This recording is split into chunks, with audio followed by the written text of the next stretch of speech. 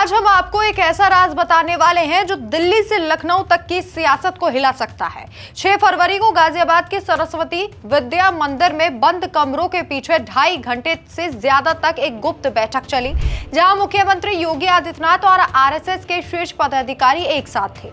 लेकिन सवाल यह है कि क्या सिर्फ यही लोग शामिल थे? क्या इस बैठक के पीछे कोई बड़ा खेल चल रहा है? सूत्रों की माने तो हाल ही में लखनऊ में योगी और आरएसएस प्रमुख मोहन भागवत की मुलाकात भी बंद कमरे में हुई। घंटों तक चर्चा भी हुई। वो 30 से 40 मिनट की चर्चा नहीं बल्कि रणनीतिक चुनावी चर्चा बताई जा रही है।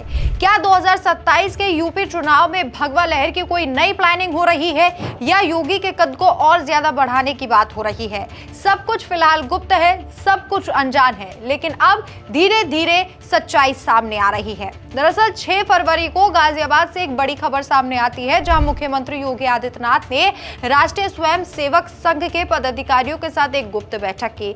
ये बैठक नेहरू नगर स्थित सरस्वती विद्या मंदिर के बंद कमरे में हुई, जो करीब 2.5 घंटे तक चली। सूत्र बताते हैं कि इनमें सरकार और संघ के बीच समन्वय, आगामी 2027 विधानसभा चुनाव की तैयारियां और जमीनी फीडबैक पर गहन मंथन हुआ है। सीएम योगी का स्टेट प्लेन सुबह 11:15 बजे हिंडन एयरबेस पर उतरा। काफिला सीधे सरस्वती विद्या मंदिर पहुंचा, जहां मेरठ प्रांत, मेरठ, मुरादाबाद, सहारनपुर के 3 दर्जन से ज्यादा आरएसएस पदाधिकारी मौजूद थे। बैठक में क्षेत्र संघ चालक सूर्य प्रकाश टोंग, क्षेत्र प्रचारक महेंद्र, प्रांत प्रचारक अनिल, भाजपा प्रदेश अध्यक्ष पंकज चौधरी, संगठन मंत्री धर्मपाल सिंह समेत 40 बड़े नाम शामिल रहे।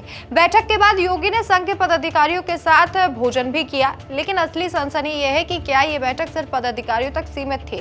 राजनीतिक गलियारों में चर्चा है कि हाल के महीने में योगी और आरएसएस सरसंघ संचालक मोहन भागवत की भी कई गुप्त मुलाकातें हो चुकी हैं। फरवरी में लखनऊ में मोहन भागवत के दौरे के दौरान योगी ने बंद कमरे में 30 से 40 मिनट तक उनसे बात की। फिर डिप्टी सीएम केशव प्रसाद मौर्य और ब्रजेश पाठक ने भी अलग अलग मुलाकातें की।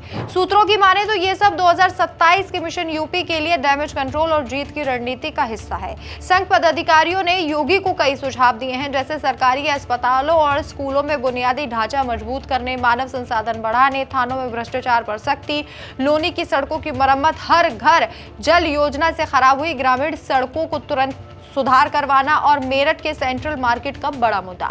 योगी ने सरकार का फीडबैक लिया और भविष्य में ऐसी बैठकों को जारी रखने का संकेत दिया। ये बैठक पिछले साल अप्रैल में होने वाली बैठक का अगला चरण लगती है। लेकिन क्या भागवत, मोदी और योगी ट्रियो मिलकर 403 सीटों पर भगवा लहराने की प्लानिंग कर रहा है?